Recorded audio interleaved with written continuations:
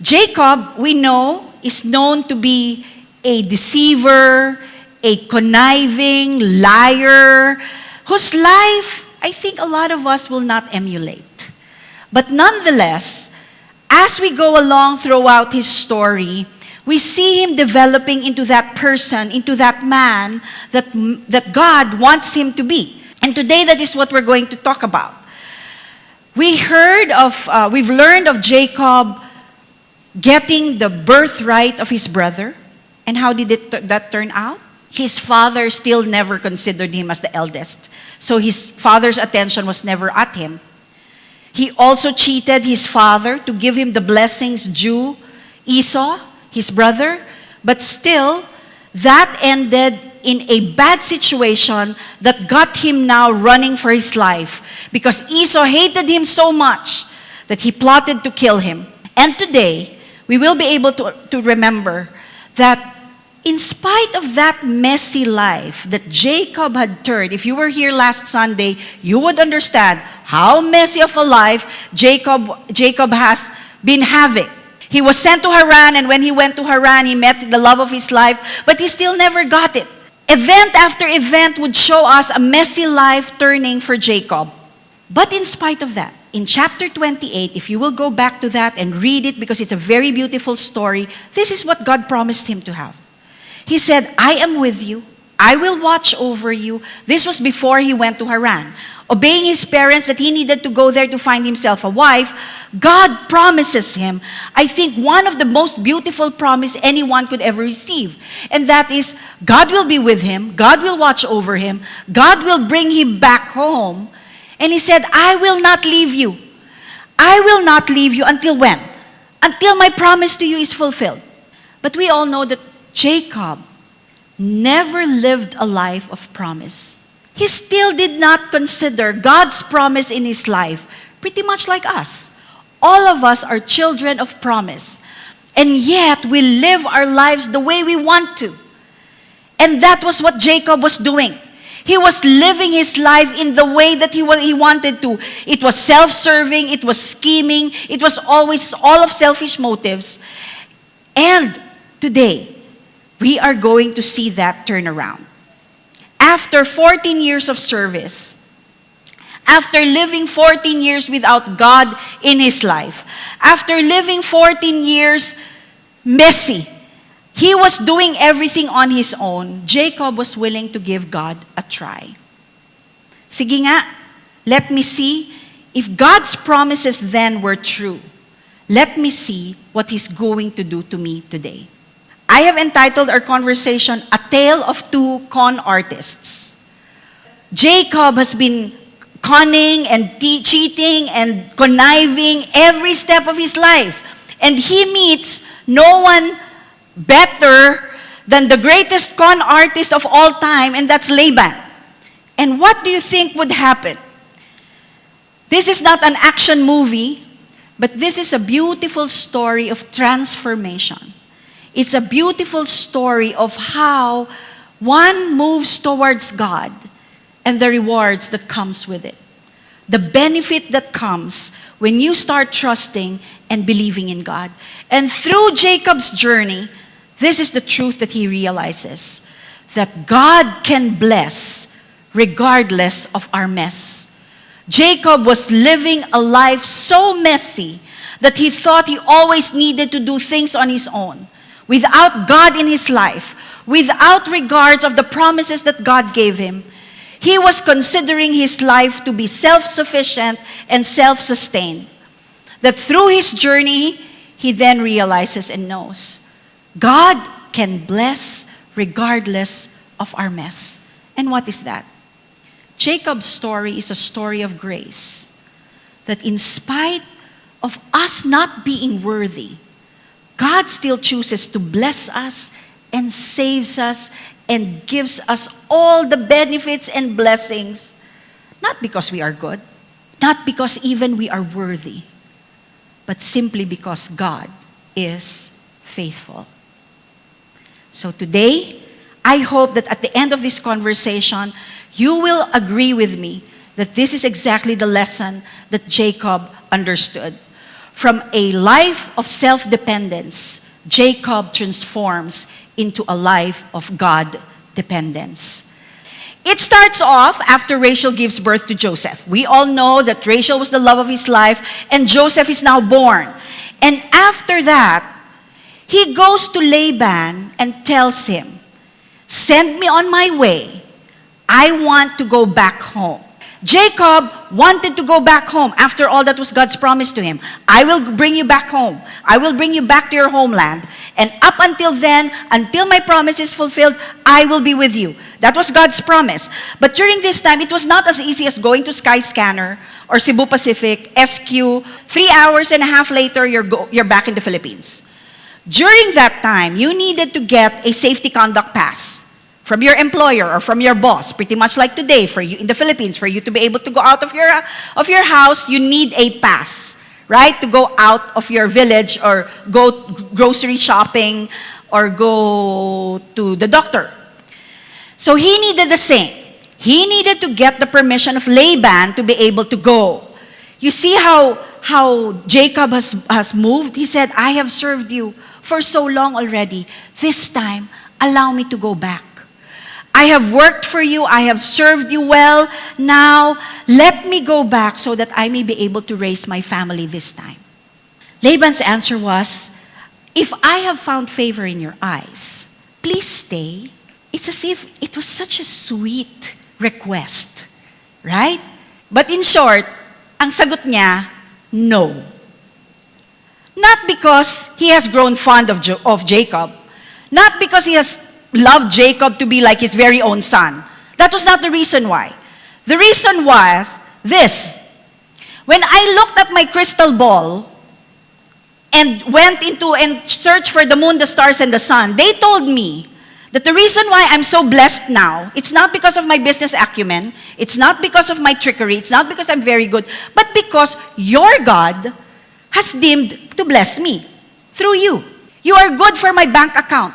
My flock is increasing, my herd is increasing, my maids and servants are increasing, my wealth is increasing because of you. Therefore, please stay and I am going to compensate you for your efforts.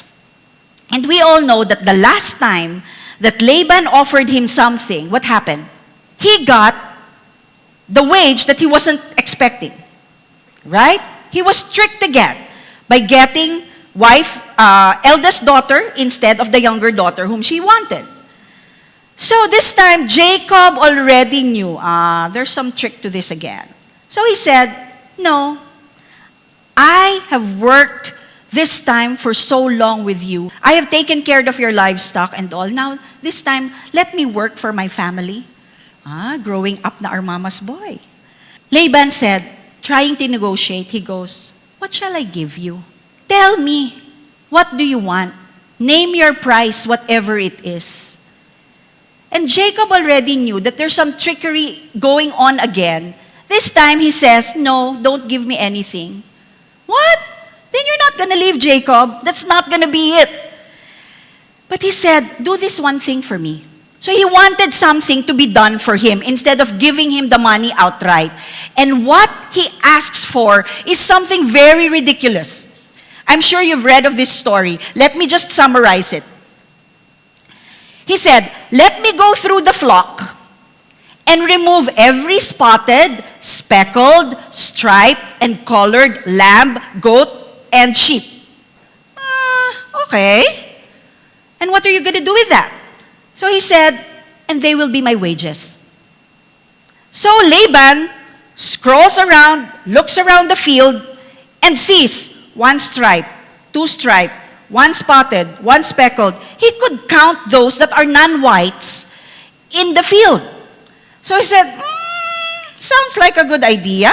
All right, agree. Sign on it and let it be as you said." Laban agreed and said to si Jacob, "Never learned from Uncle Laban. He's not the great con artist after all. I am still the great con."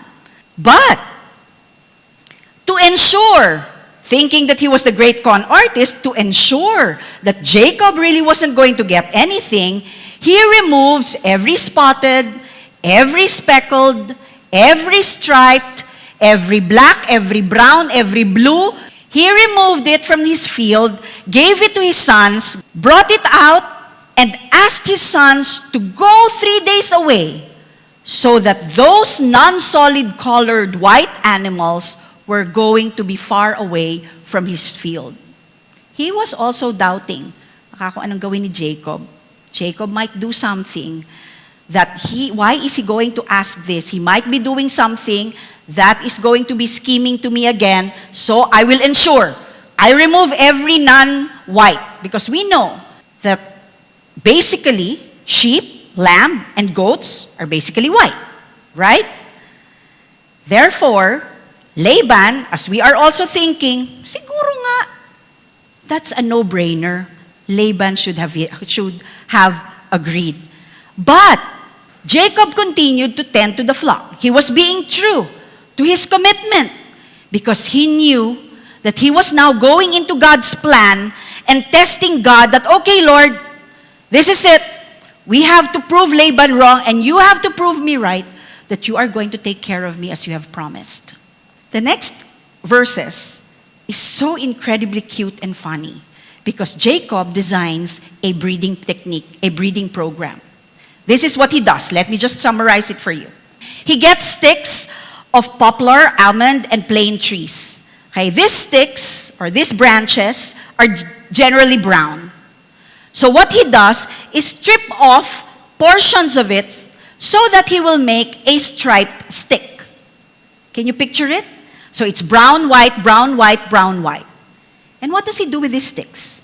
He puts it in the drinking bowl of the sheep, into the watering troughs of the sheep, of the lamb, and the goats.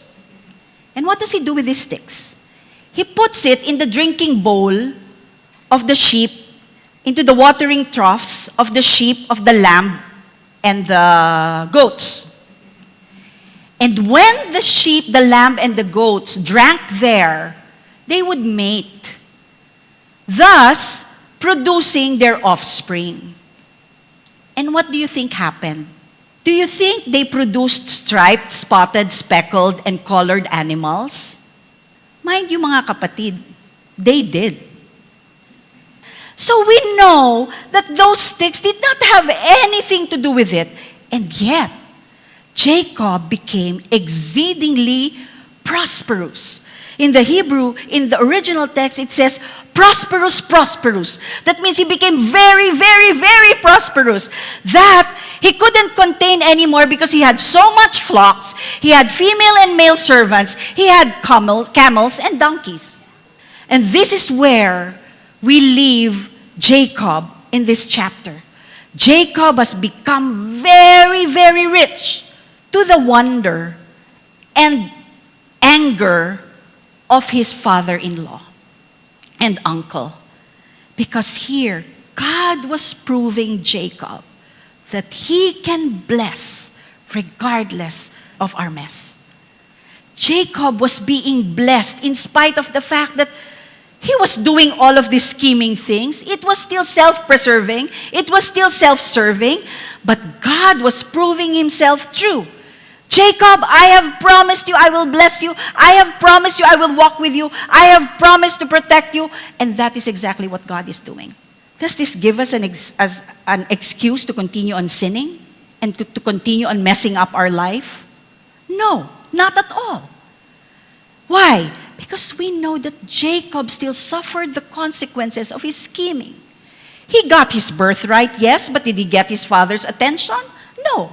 He got the blessings, yes, but what did that result to?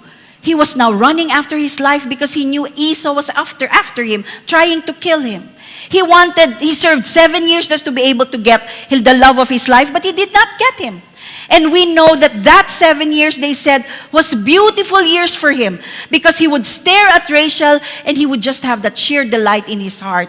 But the next 7 years was not easy at all. He had 2 bickering wives, he had concubines, he had 11 sons, and add to that, he had a con man for a boss.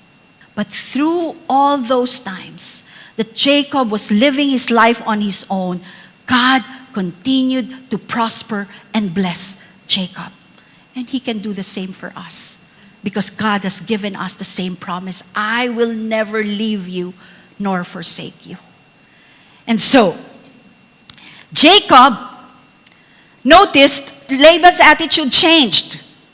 In Laban's mind, Jacob is doing something sinister. Why is he still continuing to progress? He's not supposed to progress anymore, but he was. So Jacob, having had matured and understood how it is to live his family, consults with his wife. Not before, the Lord calls him back again and tells him, now is the time to go back. Umuwi ka na. Go back, bring your family to the land of your father and your relatives, and I will be with you. So that was God's promise again.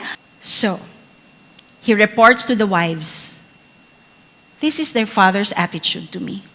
He has changed. Even your brothers are not looking at me the same way. And the God of my father, take note, he was referring to the God of his father. He was still on the journey of getting to know God and trying to realize, what is this God of my grandfather and my father telling me? You know, wives, the God of my father told me that he has been with me all this time. In spite of your father's conniving, in spite of your father's cheating, in spite of your father's and your brother's anger, you know, through it all, I realized God has been with me. And he has been promising that he is going to be with me all this time. He said, you know how I've worked for him? How I've given him everything, my time, my effort. I would not sleep. Later on, we will realize how a miserable life Jacob had. And he said, he has even cheated me, changing my wages 10 times. Why? Because when Laban promised him, okay, every spotted, speckled, striped, colored animals are going to be yours, what do you think happened? The flock started producing spotted, speckled, striped, and colored animals. And when that happened, when Laban was seeing, how come there are more non-whites than the whites? So he started to change the wage and says, Jacob, no deal. Now, you can just have the striped one. So, he goes back and prays, and shows only the striped rods.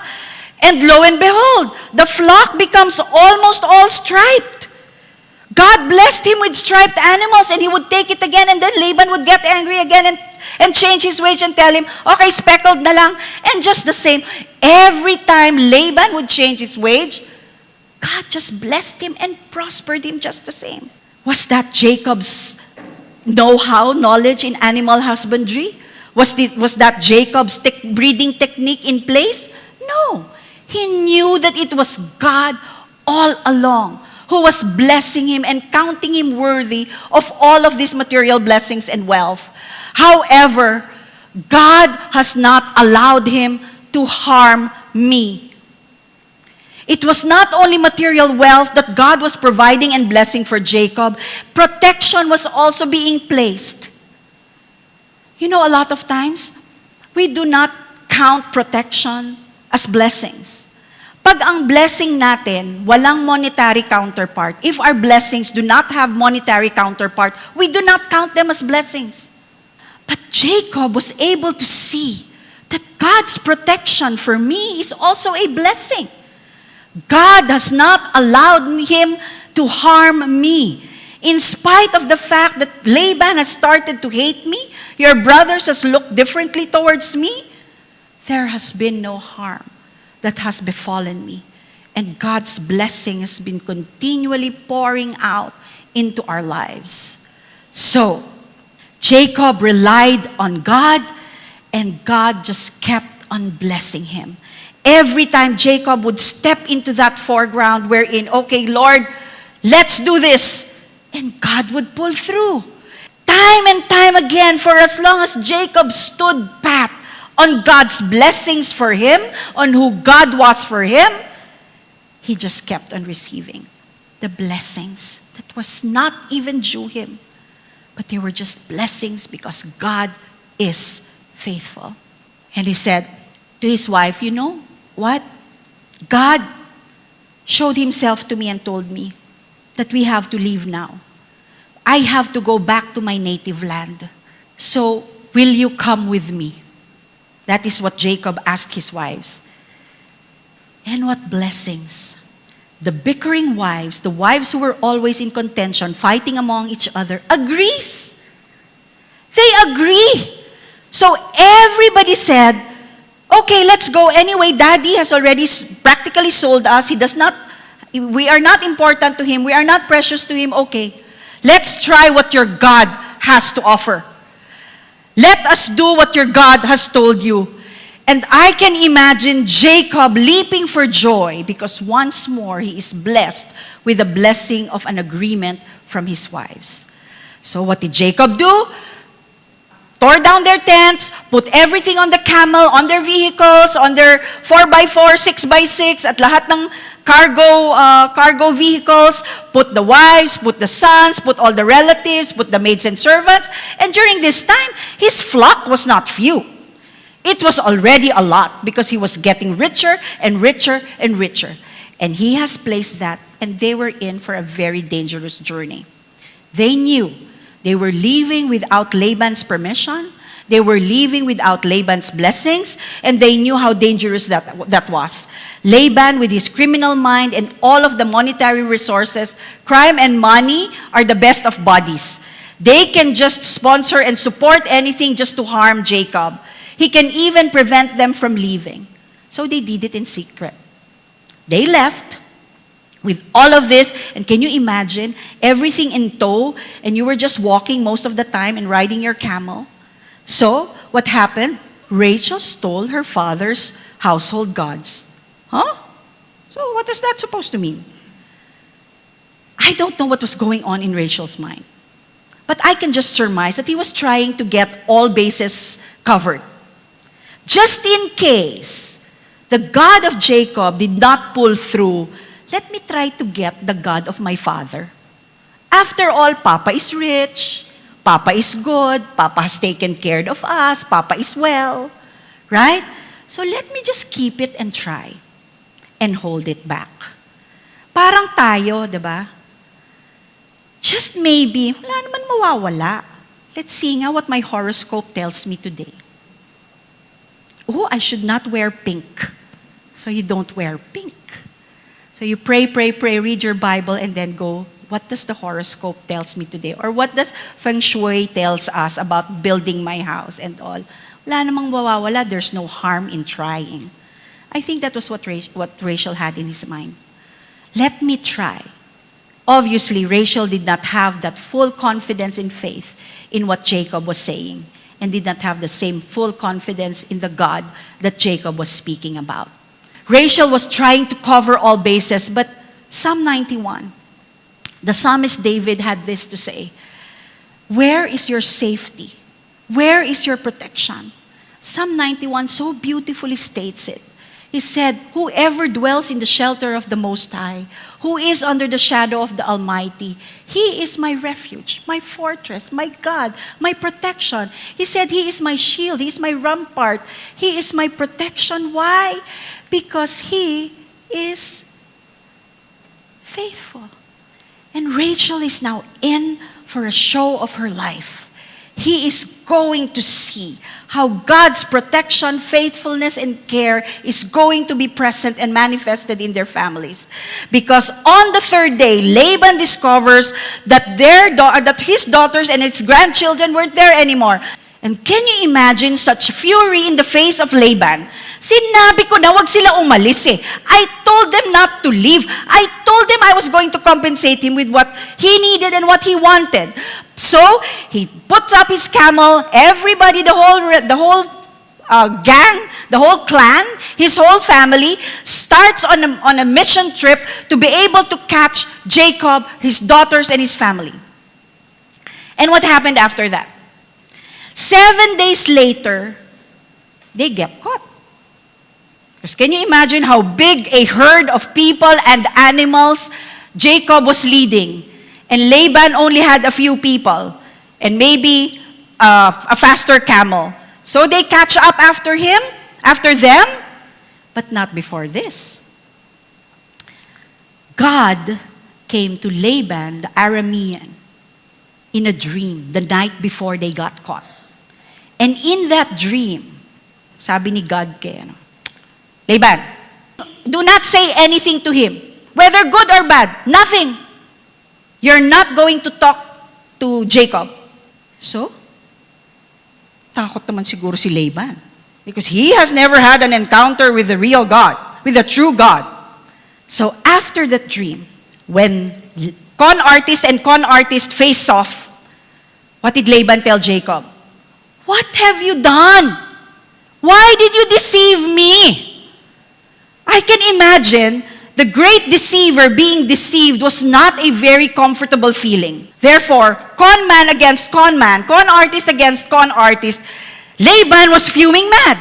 And he said, I told you, why did you take my daughters like captives of war? Oops. Is Laban threatening? It seemed like, why all of a sudden he would swing or fly the idea of war? So I can imagine Jacob getting the fear and getting startled and said, why did you run off secretly?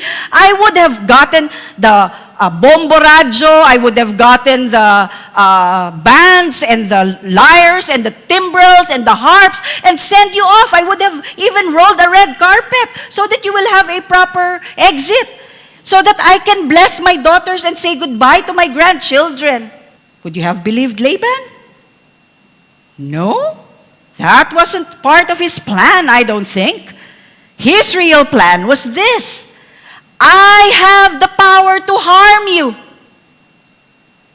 As I've mentioned, a criminal mind and money, he all had the power and the mental faculties to be able to do that and the resources to do that. But Laban said, last night, the God of your father said to me, be careful not to say anything good or bad to you. God's protection was already there even before Jacob met with Laban. God has already protected him, and Jacob saw this.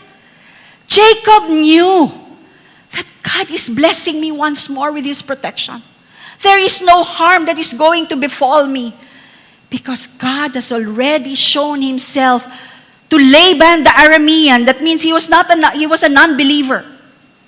Because God's blessings is no respecter of people, of race, of the kind of person that you are. He can very well use an unbeliever or a believer to be able to bless us. God's blessings is no respecter of people. He will use anybody just to be able to bless us, even in the midst of our mess. No matter how messy a life we live, God continues to bless us. Is that because we are good? Is that because we are deserving? Not at all.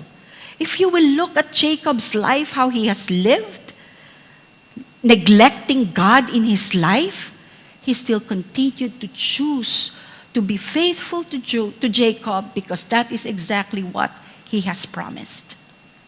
And the story continues because God can bless regardless of our mess. So, since walang masabi si Laban, ito na lang sinabi niya, but why did you steal my gods? Small g with an S. So Jacob said, how can you accuse me of that? I have labored and worked for you. The only reason why I left was because I was scared.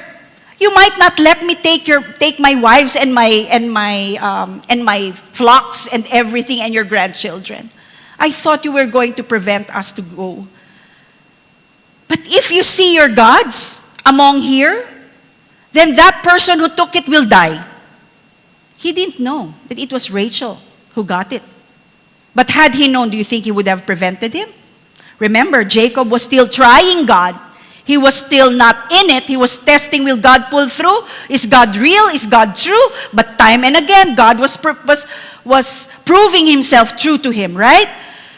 And this was Jacob's chance. 20 years, I guess this was pent up ideas and plans in his mind. 20 years, he tells his testimony to Laban. I have summarized it. It's in verses 38 to 39. I have been with you for 20 years. You did not lose a sheep. You did not lose any animal. Did you know that an animal died? Or an animal was devoured by anything? No. You never knew because I took that on my own. I paid for it even if I don't need to pay it. I paid for it. Because during that time, if an animal, if your flock is, devoured by an animal, you're not supposed to pay for that. But Jacob put it upon himself, knowing how much of a shrewd businessman Laban was, he took it upon himself to pay for it. You even asked me to pay for those animals that were stolen. I'm not supposed to be accountable for those. That was how difficult a boss, that was how difficult a life Jacob was living. 20 years, that was his life. And add to that, he said, this was my situation. I was exposed to the heat and the cold at night, but I continued working. You never heard a complaint from me. I worked in your household for 20 years. 14 years of which to get my wives. And you cheated me over that. And the next remaining 6 years, you still cheated me of my wages. Not once, not twice, 10 times.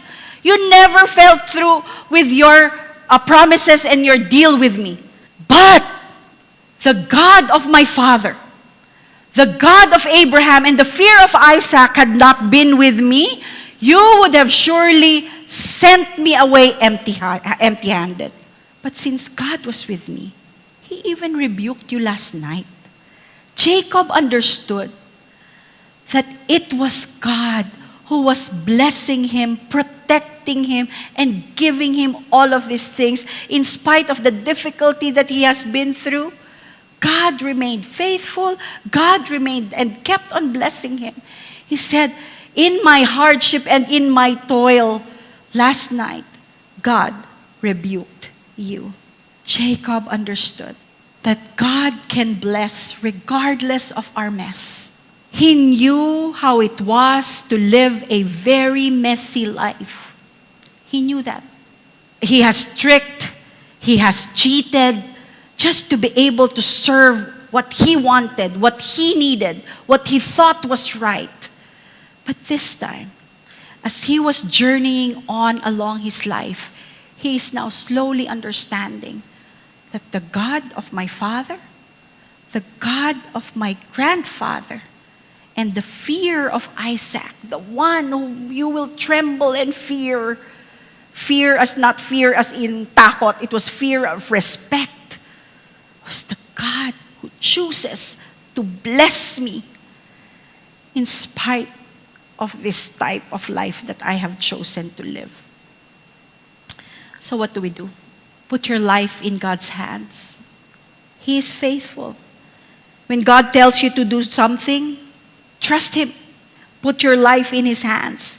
When He tells you not to do something, trust Him. Put your life in God's hands. Is it because we are worthy? Is it because we are good? Is it because we have the ability to do so? As a matter of fact, when you put your life in God's hand, you will stop using your own ability, using your own resources, using your own know-how, because you will know that only God can bless regardless of our mess. Trust God. Put your life in God's hands.